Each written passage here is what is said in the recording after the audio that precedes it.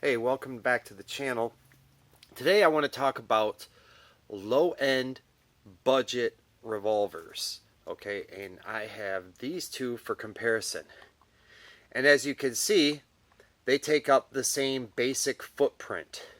What I mean by that is size, shape, weight, they almost would look like they came from the same company, but they didn't.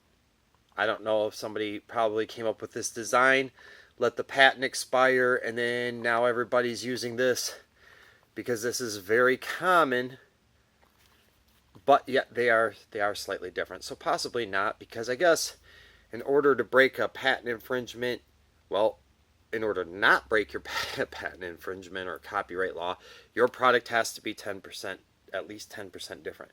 I'm not a lawyer, but that's what my understanding is. Okay, so these two are not chambered the same, and they are not by the same company. This one is the Taurus, the new, what is it, 856? Sorry, I forget sometimes because I've got a few guns, you know. It's kind of a good problem to have, I guess. 856 ultralight, okay?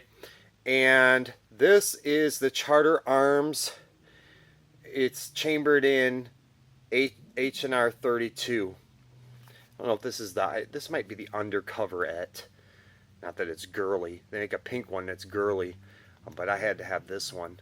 You can't hardly get this one in 32 right now. You can get, or the pink one for that matter, because I've been trying to get it for my girlfriend. But, because this is actually her favorite gun to shoot. She loves this gun. Her favorite gun of mine. Alright, so let me compare and contrast these guns, because here's what you do know. That they are the same size, shape, approximate weights, have the same sighting systems, which, in my opinion, suck. But, you know what? And they're both single action capable or double action capable. Okay? Now, here's one of the differences, okay? And this is usually the opposite. This is a 38 special, and this is chambered, surprisingly, with 6. Unlike the old Taurus 85, this is an upgrade going to 6 instead of 5. Whereas this one, chambered in the 32 Magnum, only has a 5-shot.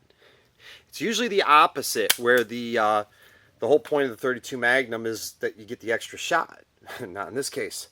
Charter Arms, you failed on that. Okay, and I bring this up because you can get the LCR by Ruger in 327 Federal, which also shoots 32 Magnums, and it has 6 rounds, and it has a pin sight. So I'm not saying these are better, although they may be sharper in looks. They're colorful, more colorful, if that's a thing you're into. But these are less expensive. Okay, so I'm not trying to compare $500 guns. I'm trying to compare $300-ish guns. So how they differ is this one has one more shot, okay, 6 instead of 5, and of course the bullets are different. Let me show you. Okay, so I mean, most people are familiar with the common 38 special, and next to it is a 32 Magnum. Darn it, I'm trying to get the exact height in here without having my fingers in the way so that you can see how they are similar, but the 32 at the same height. Well, that's not making the camera there. The 32 is a little bit shorter, okay? Now, the diameter, okay, quite a bit of difference there too. Yet, if you were to compare the 32 Magnum to a 380, you're going to find they're similar ballistically. One may weigh a little more. I think the 380 is a little heavier in the grains, but the 32 Magnum is a bit higher on the velocity. So it's about the same as far as the power. But the 38, no question, the 38 Special is more powerful than the 32. So what the 32 Magnum is the next step down. Less recoil. Okay, this is why my girlfriend likes shooting this. For some people, a 38 special and is too much recoil. Now that may sound strange if you're used to shooting a Ruger 101 or a 686 Smith & Wesson, some big heavy 357. To you, when you shoot 38 specials, that's light recoil. But when you have a gun that weighs nothing, okay, all of a sudden it's a lot of recoil. Now, here's why I would personally recommend these over, let's say, a 380, or at least many of the 380s. Because when you get to a semi-auto that's small like this, they tend to fail on limp wrists. They tend to stovepipe. They tend to, and I'm not saying that about semi-autos. I'm saying that about semi-autos that seem to have too much power for the size of the gun. All right, like let's say a Kel-Tec P32, a Kel-Tec 3AT.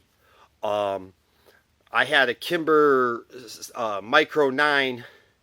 It just had so much kick. It was too much kick. I don't remember it having excessive stovepipes or anything like that, but I'm just saying. And I had a Sig Sauer 238, which is a 380. Wasn't bad, but still, I mean, the amount of kick for the size, and then it's a little bit weak compared to your 38. Okay, so which one would I recommend? I would recommend this over the Gold Gun, but I'd probably recommend this for people who are, let's say, sensitive to recoil. Maybe if they're old and have weak hands, or if they're just a very small individual or something. This is an absolute fun gun to shoot, and this gun is not much fun to shoot. But if I had to count on one saving my life, I'd probably take this one. For one, it has more rounds, and because it's got more power. But this is also a better gun for a beginner. So if you're new to shooting, I would recommend this. And here's something more about this. This is very versatile. This one can only shoot 38 special. This shoots 32 magnum, and 32 long and 32 short. I don't know if they're really called 32 long and 32 short, but that's what I call them anyway. And you can, in a pinch, shoot 32 ACP, even though it is not recommended. So this one shoots 3 rounds, and if you get the Ruger LCR version 327 Federal Magnum, it will shoot all 3 of these rounds. And it will also, as a bonus, wait, there's more, it will shoot the 327 Magnum. And speaking of, there's more, how about giving me a little more and hitting that like button? Punch that like button for me real quick, and I would appreciate that. Then I'll create more videos. Like and subscribe, please. Anyways, hopefully I've covered these pretty well. These are, not something for, let's say, winter, but more like a deep concealment, because it might not seem like you could conceal these, but like I got this holster for my front pocket, okay, and what I do is this goes on the outside of my jeans, and the rest of this goes in my pocket. And then if you're wearing an extra large shirt, it'll go over it. And this is literally as small of a gun as I'll carry, because I got what you call a Sneaky Pete holster. It goes in here like this. Looks like you're carrying a thing of binoculars. Clips onto your belt, and you can pull this and draw, no problem. So why go smaller when you don't need to? 38 special is as small as you need to go.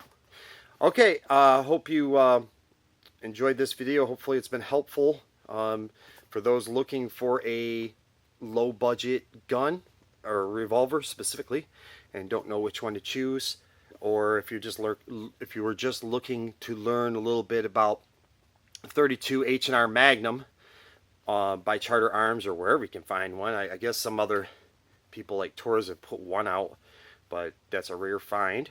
And of course the LCR 327 Federal Magnum. By the way, in case you're trying to find the 327 Magnum after this video, it seems that only Ruger carries it. Oh, and also, these are the lightweight pistols. You can also get, I know Smith & Wesson makes some super lightweight, what are those called? The featherweights or whatever. They have a line of extremely light 38 specials as well.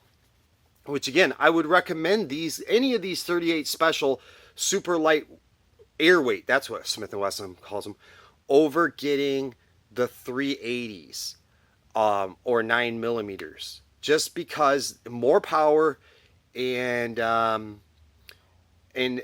you don't really need to go any smaller than this anyways.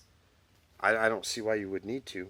But anyway, well, if you think differently, let me know in the comments below.